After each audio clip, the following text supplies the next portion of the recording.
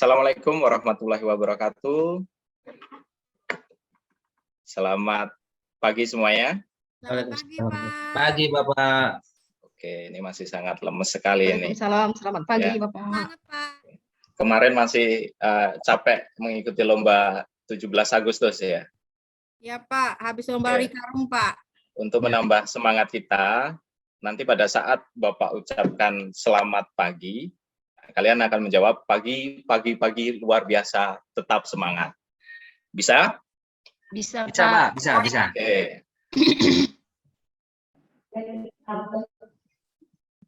Oke. Selamat pagi. Pagi. luar biasa. Tetap semangat. Yurika masih kurang semangat ini, udah duduk di belakang masih kurang semangat juga. Nah, besok minggu depan Yurika duduk di depan ya. Sama Salu ini di belakang malah ramai sendiri. Oke, Bapak ulangi. Selamat pagi. Luar biasa.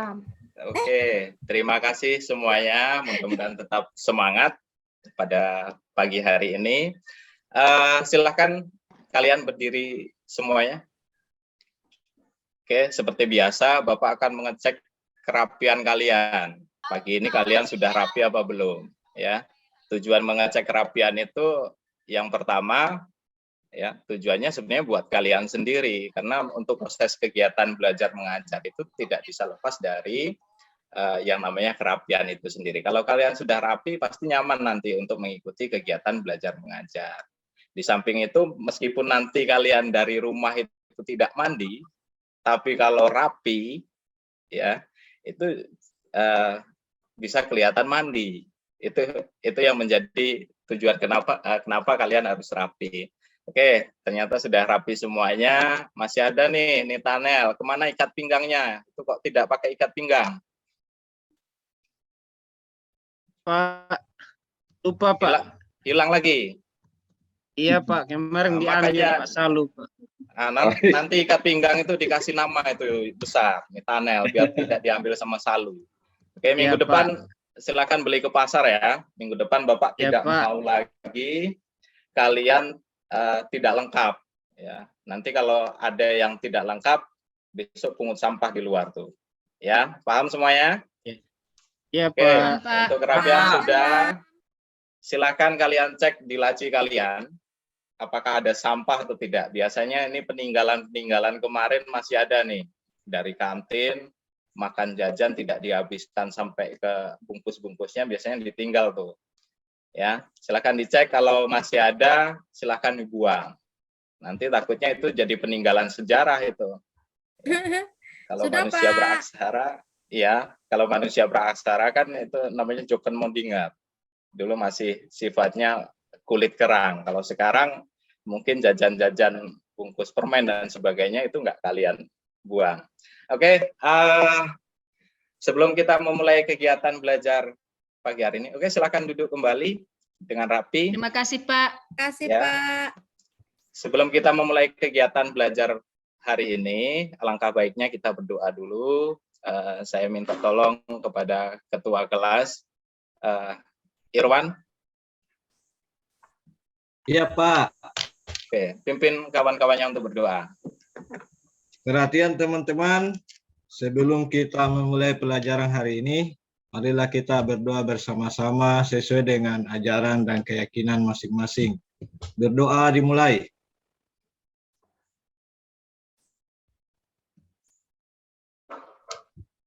Selesai. Sudah, Pak. Oke, terima kasih Irwan telah mau memimpin doa kawan-kawannya. Selanjutnya Bapak akan absen nih. Siapa tahu ada yang masih nambah libur nih. Mentang-mentang kemarin upacara, alasan capek dan sebagainya. Oke, Bapak panggil satu-satu. Riana ada? Sakit Pak, Ibu Riana sakit. Oke. Ada tapi kurang fit ya. Ini kebanyakan minum es ini. Iya, betul. Yurika ada?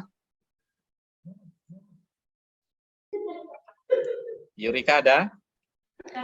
Ada Pak. Oke. Yanwar?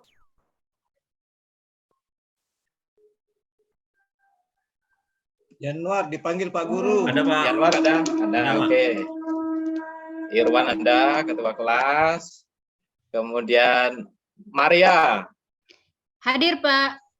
Oke, masih semangat. Kemudian Semangat Romaul. pagi, Pak. Hadir Bapak. Oke. Kemudian Mariance. Hadir, Pak. Oke, masih semangat. Salu. Salu ada?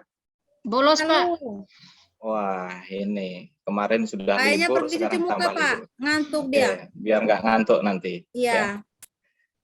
Kemudian Nitanel. Hadir, Share screen Pak. terpaksa kita menampilkan video. Oke, oke. Aduh.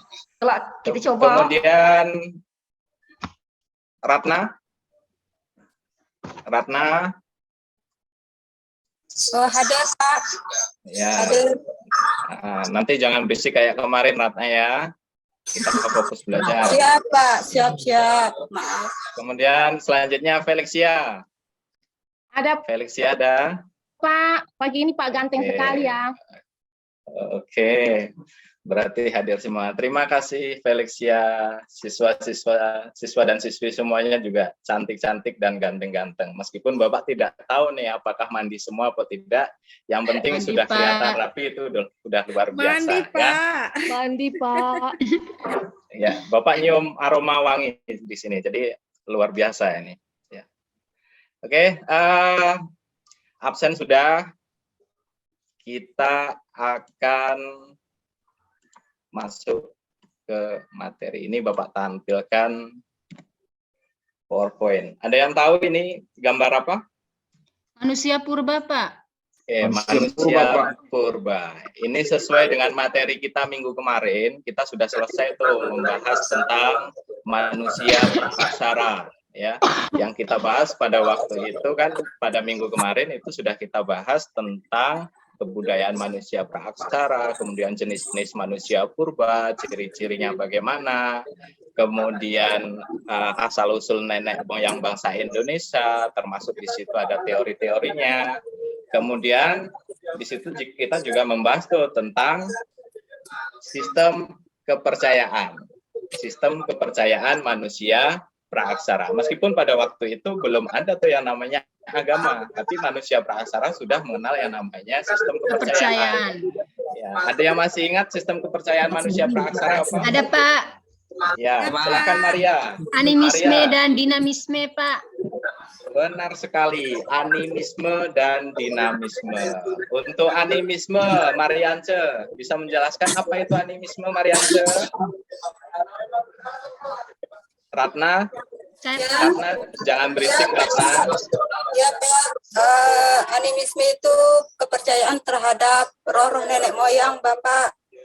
Oke, si Ratna ditegur jangan berisik langsung menjawab. Oke, animisme benar sekali, beli aplaus buat Ratna. Jadi Terima kasih. animisme itu adalah percaya kepada roh-roh nenek moyang. Kemudian yang kedua, dinamisme. Dinamisme, ada yang bisa menjelaskan ini? Dinamisme, silakan angkat tangan. Ya Pak. Ya, Romahul. Dinamisme itu kepercayaan terhadap benda-benda yang dipercaya memiliki kekuatan gaib, Pak. Seperti pohon dan sebagainya, Pak. Oke, terima kasih Romaul telah menjelaskan dengan detail apa itu arti dari dinamisme. Dinamisme itu adalah percaya kepada, intinya kalau lebih singkatnya percaya kepada benda, tapi di sini benda yang memiliki dianggap kekuatan gaib ya. Sampai sekarang masih ada nih kepercayaan animisme, dinamisme. Mereka kepercayaan ini berbaur dengan agama-agama yang nanti muncul atau datang di Indonesia. Kemudian sistem kepercayaan manusia praaksara sudah kita bahas, ada animisme dan dinamisme. Untuk pertemuan kita pada pagi hari ini nanti ada berhubungannya dengan kepercayaan, tapi di sini nanti lebih menjurus kepada agama ya. Agama dari mana itu? Nih, ada yang bisa menjelaskan ini gambar apa? Masjid, Pak. Masjid. Masjid, Irwan masjid. Ada yang lain?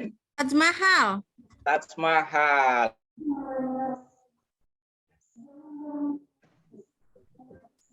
Ya, Taj Mahal. Taj Mahal. Untuk Taj Mahal ini letaknya di mana? Di India, Pak. India, Pak. Di India. Ya. Jadi kalian sudah bisa mengidentifikasi nih, ini gambar apa? Ini merupakan gambar bangunan Taj Mahal. Kemudian letaknya ada di negara India. Nah, apa hubungannya dengan materi yang akan kita pelajari pada pagi hari ini? Jadi hubungannya yaitu kita akan mempelajari agama yang berasal dari India, ya.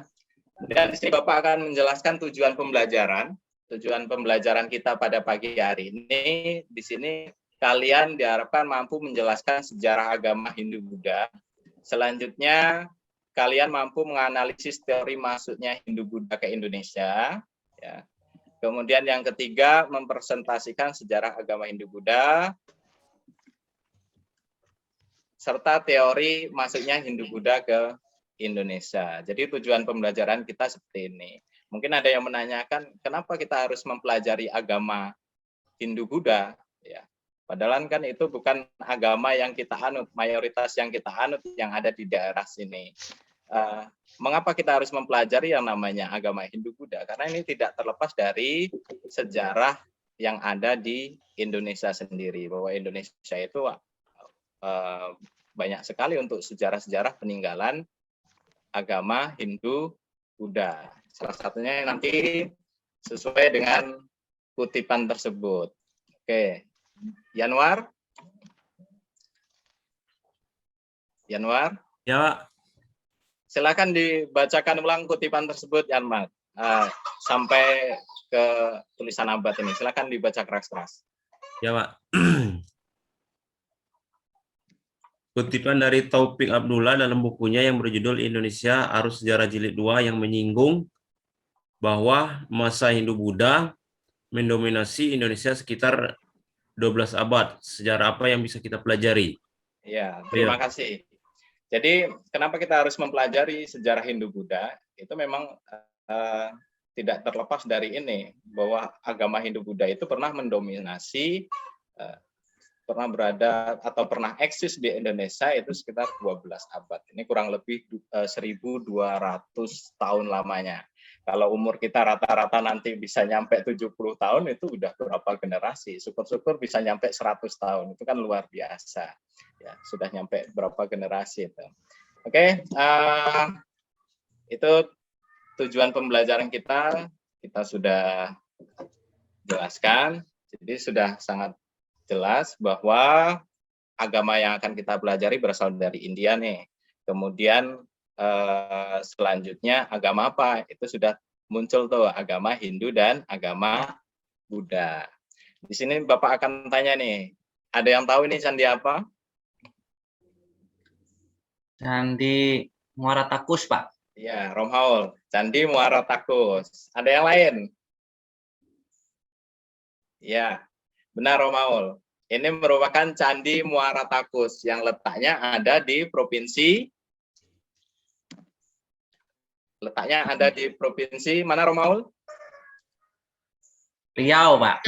Ya, ada di provinsi Riau. Ini Candi Muara Takus letaknya ada di provinsi Riau. Ini merupakan candi peninggalan, kalau literatur yang ada, sumber-sumber yang ada menjelaskan bahwa candi ini merupakan peninggalan dari kerajaan Sriwijaya.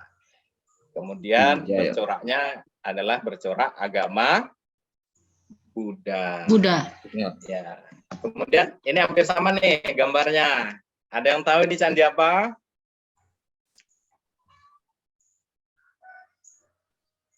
Salu? Ini candi apa? Iya. Ada yang tahu? Udah tahu, Pak. Tidak tahu, Pak. Oke. Bukan Candi Prambanan itu, Pak. Bukan. Ini merupakan Candi Muaro Jambi. Ya. Candi Muaro Jambi ini letaknya ada di Provinsi Jambi, tepatnya di Kabupaten Muaro Jambi. Jadi candi ini menurut literatur yang ada atau sumber-sumber sejarah yang ada, candi ini bercorak dua agama. Ada agama Buddha dan ada agama Hindu. Jadi kompleks Candi Muaro Jambi ini memang cukup luas sekali, tapi masih banyak yang belum tersusun rapi ya, belum tersusun rapi. Kemudian untuk sejarahnya ini merupakan peninggalan dari Kerajaan Sriwijaya dan Kerajaan Melayu. Nanti akan kita bahas pada pertemuan berikutnya. Oke, selanjutnya di sini nanti langsung saja Bapak akan bagi kelompok ya. Bapak akan membagi kelompok. Jadi di sini nanti ada 2 kelompok yang masing-masing kelompok itu terdiri dari 6 orang ya, masing-masing kelompok terdiri dari 6 orang. Kemudian untuk kelompoknya sendiri saya bacakan untuk kelompok yang pertama ya, kelompok yang pertama untuk nama kelompoknya langsung saya Bapak tunjuk, ada Riana, Yurika, Yanwar, Irwan, nanti Bapak tunjuk sebagai ketua kelompoknya. Kemudian yang kelima Maria. Ya, untuk kelompok yang pertama ini ada 5. Kemudian untuk kelompok yang kedua ada Rohmaul, kemudian ada Mariance, kemudian ada Salu, kemudian ada Netanel, yang kelima ada Ratna Suryaningsih, dan yang keenam nanti ada Felixia. Ya, jadi untuk nama kelompoknya ini belum Bapak sebutkan namanya apa, ya, belum Bapak sebutkan namanya apa. Tugas kalian nanti di sini Bapak sudah menyiapkan nih puzzle sejarah namanya. Jadi dalam puzzle ini nanti kalau kalian susun itu akan membentuk gambar, ya, akan membentuk gambar sesuai dengan peninggalan agama Hindu dan agama Buddha yang terbesar di Indonesia. Mungkin ada yang belum tahu tuh peninggalan agama Hindu Buddha yang besar di Indonesia itu apa saja. Ya, jadi nanti tugas kalian menyusun puzzle tersebut. Tugas kalian menyusun puzzle tersebut. Nanti akan Bapak berikan waktu kurang lebih 10 menit untuk menyusun puzzle tersebut. Silahkan kalian kerjasama di situ.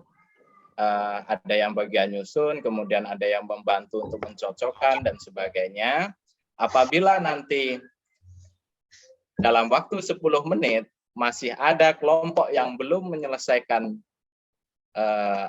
jumlah puzzle-nya belum selesai banyak, nanti akan menerima yang namanya di sini kalian akan menghibur kawan-kawannya dengan menyanyikan lagu sesuai dengan bulan kita nih, 17 Agustus ya. Jadi nanti kalian tugasnya menyusun puzzle. Oke, paham semuanya? Paham, Pak. Silakan duduk per kelompok masing-masing, kemudian silakan ketua kelasnya ambil puzzle di depan di atas meja Bapak. Silakan diambil.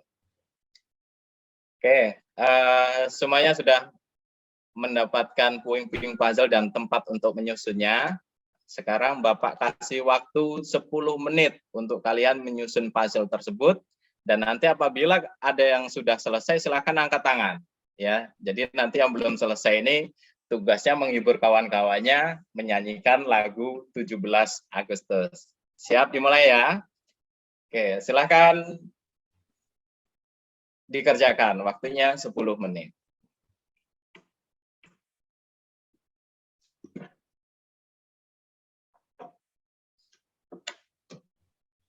Oke, Rohmaul sudah? Kelompoknya?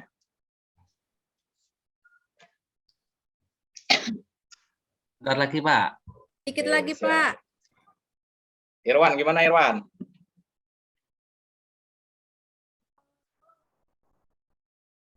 Oke, 1 menit lagi nih waktunya.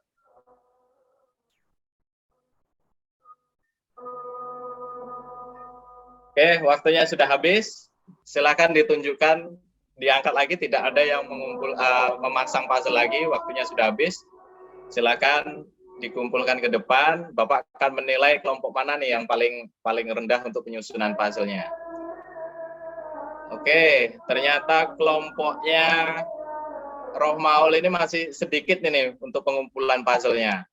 Ya, silakan untuk kelompok Rohmaul tadi ada Mariance, Salu, Netanel, Ratna, dan Felixia. Silakan menghibur kawan-kawannya untuk menyanyikan lagu 17 Agustus. Bapak langsung yang mimpin. Ya, siap semuanya? Ya, Pak. Ya, Pak. Oke, siap. Bapak hitungan ketiga, kalian mulai nyanyi. 1, 2, 3, mulai. 17 Agustus 17 tahun Agustus tahun 45. Itulah hari hari kemerdekaan kita. Hari Hari merdeka Nusa dan bangsa. Hari lahirnya bangsa Indonesia. Merdeka. Teman-teman bersama-sama. Merdeka tetap merdeka. Selama hayat masih dikandung badan. Kita Tetap Tetap setia setia mempertahankan Indonesia. tetap Tetap setia membela negara kita. Oke, terima kasih. Beri aplaus buat kawan-kawan semuanya. Ya, terima kasih. Itu tadi sebenarnya bukan hukuman, tapi itu hanya untuk mengapresiasi kelompok yang sudah lebih dulu atau lebih banyak mengumpulkan atau memasang ini ya puzzle. Oke, silakan selesaikan untuk puzzle-puzzlenya. Ya, sudah selesai.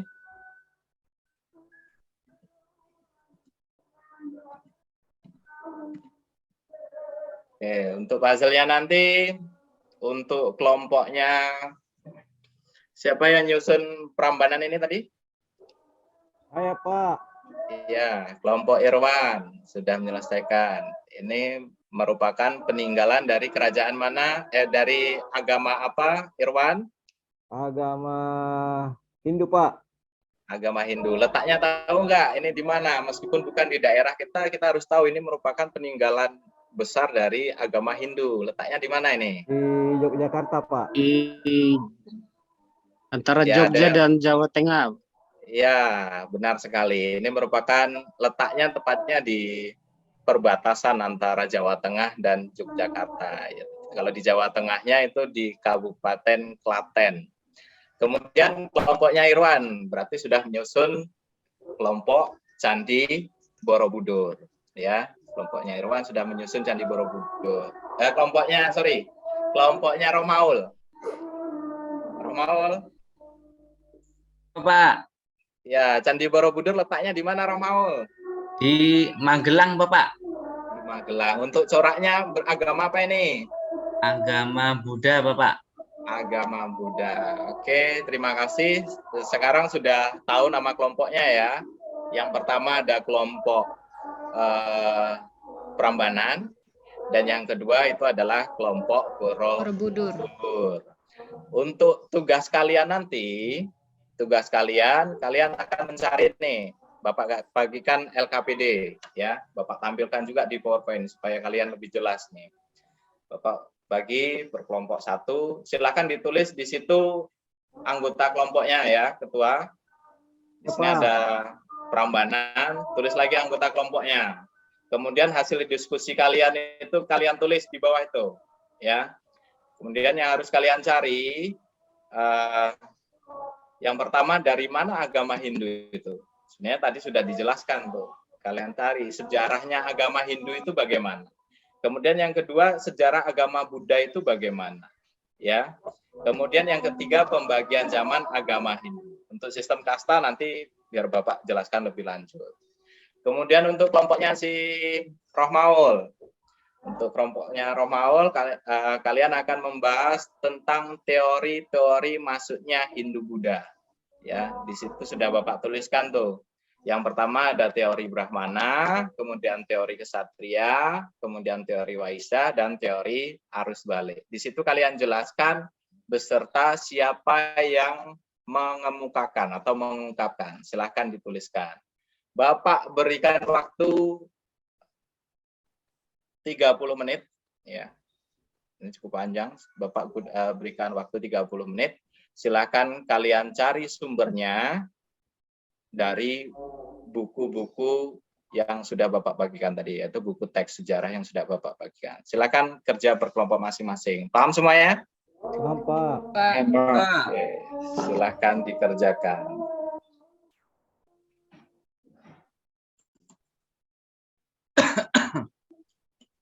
Ya, sudah selesai? Sudah, Pak. Oke, kelompok Borobudur sudah selesai tuh. Kelompok Prambanan bagaimana? Sudah, Pak. Sudah semua? Ya, Pak. Oke, kalau sudah, ya, kalau sudah karena materi ini saling berhubungan, kalau sudah berarti kelompoknya Irwan dulu yang menampilkan presentasinya. Silakan tampilkan ke kawan-kawannya, nanti kawan-kawannya menyimak. Silakan kalau ada yang tidak jelas, silakan ditanyakan tentang materi sejarah agama Hindu dan sejarah agama Buddha. Silakan Irwan. Ya Pak, terima kasih banyak Pak. Jadi saya wakili teman saya Pak untuk menjelaskan hasil diskusi. Jadi teman saya terdiri dari 5 orang. Saya, Irwan, Yurika, Januar, Riana, dan Maria. Hasil diskusi kami, yang pertama mencari sumber-sumber yang relevan dan menjabarkan serta menjelaskan tentang pertama, sejarah agama Hindu. Diawali dengan kedatangan bangsa Arya melalui celah Khyber Pass pada 2000 sampai 1500 sebelum Masehi yang membuat suku bangsa Drapida terdesak. Pertemuan kebudayaan ini melahirkan sinkretisme kebudayaan dalam agama Hindu. Bangsa Arya menciptakan sistem kasta karena tidak ingin tercampur dengan bangsa Drapida. Yang kedua, dari mana agama Buddha itu? Agama Buddha lahir di India sekitar abad ke-5 sebelum Masehi. Tokohnya adalah Pangeran Siddhartha, putra Raja Sudodana dari kerajaan Asoka di Kapilawastu. Pangeran Siddhartha dilahirkan tahun 563 sebelum Masehi. Pangeran Siddhartha melakukan semedi di bawah pohon Bodhi di Bodhgaya. Setelah berhasil menemukan pencerahan sempurna, Siddhartha yang berhasil menjadi sang Buddha pada usia 35 tahun melakukan penyebaran ajarannya pertama kali di Sarnath. Yang ketiga, pembagian zaman agama Hindu. Perkembangan agama Hindu di India dibagi menjadi 4 zaman, yaitu Zaman Weda 1500 sebelum Masehi, Zaman Brahmana 1000 sampai 750 sebelum Masehi, Zaman Upanishad 750 sampai 500 sebelum Masehi, Zaman Buddha 500 sebelum Masehi sampai dengan 300 Masehi. Jadi terima kasih banyak Pak Guru, itulah hasil diskusi kelompok kami. Selamat siang. Ya, terima kasih Irwan telah menampilkan hasil diskusinya dari kelompok Prambanan. Ada yang mau ditanyakan dari kelompok Borobudur? Sudah jelas, Pak. Sudah cukup jelas? Oke, Ya, Pak. terima kasih. Beri aplaus untuk kelompok Prambanan. Selanjutnya kita langsung saja kelompok Borobudur. Silakan Saudara Iwan, Saudara Rohmaul selaku ketua kelompoknya untuk mempresentasikan hasil diskusinya. Silakan. Siap, Bapak. Terima kasih. Ini adalah hasil diskusi dari kelompok kami mengenai teori-teori masuknya agama Hindu-Buddha di Indonesia.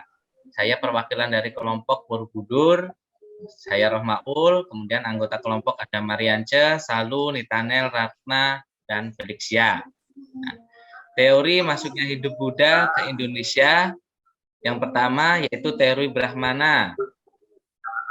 Menurut J.C. Van Lier, ini para Brahmana datang dari India ke Indonesia atas undangan suku dalam rangka melegitimasi kekuasaan. Dan teori kesatria. Menurut F.D.K. Bose, yaitu para prajurit yang kalah atau jenuh menghadapi perang di India, lantas meninggalkan India. Rupanya di antara mereka ada pula yang sampai ke Indonesia. Yang ketiga, teori Waisa, yaitu menurut N. Crom, menyatakan bahwa bangsa India yang datang ke Indonesia berdasarkan motivasi untuk berdagang. Mereka kemudian menikah dengan penduduk pribumi. Yang keempat, yang terakhir, teori arus balik, yaitu menurut G. Geodis, yaitu bangsa Indonesia berkunjung ke India untuk mempelajari agama Hindu dan Buddha. Sekembalinya dari India, mereka membawa pengetahuan tentang agama dan kebudayaan di India.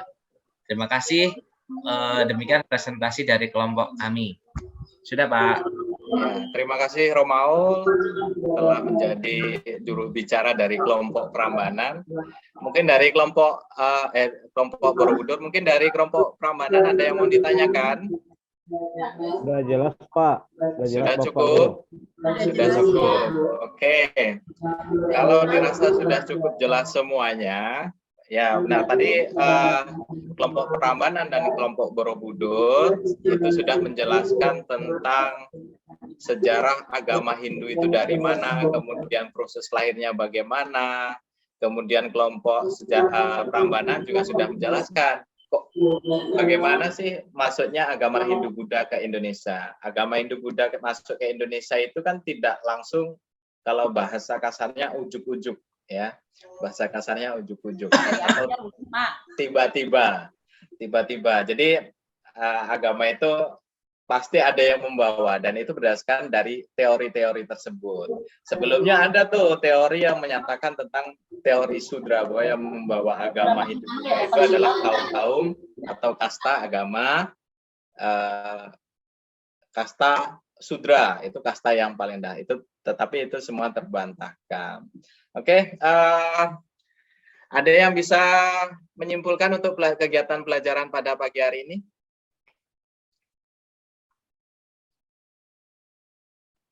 Mariance? Iya, Pak. Oke, apa yang bisa kita dapat dari kegiatan kita mempelajari sejarah Hindu Buddha dan teori masuknya ini? Ya, Pak. Hari ini yang sudah kami pelajari, yang bisa saya simpulkan bahwa yang dipelajari itu bukan tentang agamanya, tetapi tentang bagaimana agama itu sampai ke Indonesia atau ada di Indonesia, sehingga wajib untuk semua orang Indonesia untuk mempelajari meskipun bukan agamanya. Kemudian yang berikut di sini juga dari materi hari ini akhirnya kami bisa tahu bahwa agama Hindu dan Buddha itu datangnya dari mana. Kemudian bagaimana agama Hindu disebarkan di Indonesia. Kemudian hal apa saja yang didapat dari masuknya agama Hindu ke Indonesia. Itu, Pak. Oke, terima kasih Mariance. Jadi dirasa semuanya sudah cukup jelas ya, bahwa kita mempelajari sejarah agama Hindu Buddha itu bukan memaksa kalian untuk masuk ke agama Hindu atau Buddha atau mempelajari agamanya secara keseluruhan, tapi kita mempelajari sejarahnya ya, karena itu merupakan bagian dari sejarah yang ada di negara kita, negara Indonesia. Oke, karena kesimpulan sudah, untuk tugas kalian di rumah nanti silakan dicatat. Tugas kalian di rumah cuman satu saja, silakan kalian simpulkan teori mana yang paling kuat ya, teori mana yang paling kuat dan berikan alasannya. Oke? Paham semuanya? Ada pertanyaan? Siap, paham, Mbak. Oke, cukup. Kemudian hubungan sejarah tentang masa Hindu Buddha dengan keadaan atau peristiwa untuk sekarang ini, bahwa peninggalan sejarah Hindu Buddha itu memang cukup banyak. Salah satunya ada juga tentang Borobudur yang kemarin sempat heboh tuh karena untuk biaya tiket masuknya 750.000. Sebenarnya tujuan pemerintah itu yaitu untuk menjaga supaya warisan budaya tersebut tidak mudah hancur. Jadi untuk itu kita harus menjaganya supaya kita tetap bisa masuk untuk pengetahuan kita dan sebagainya ya. Karena memang orang Indonesia ini rata-rata mereka melakukan yang namanya, karena mungkin tidak paham sejarah, mereka merusak-rusak situs-situs sejarah yang ada. Oke, mungkin itu pertemuan kita pada pagi hari ini. Kita lanjutkan pertemuan pada minggu depan. Materi kita tentang kerajaan Hindu Buddha yang ada di Indonesia. Oke, silakan Ketua Kelas Irwan, kita tutup dulu pelajaran kita pada pagi hari ini dengan doa. Ya Pak, jadi teman-teman mohon perhatiannya kembali. Setelah kita menyelesaikan pelajaran hari ini, marilah kita berdoa bersama-sama. Semoga ke depan kita semakin sehat, Pak Guru juga sehat, dan bisa mengajar kita dengan baik. Doa dimulai.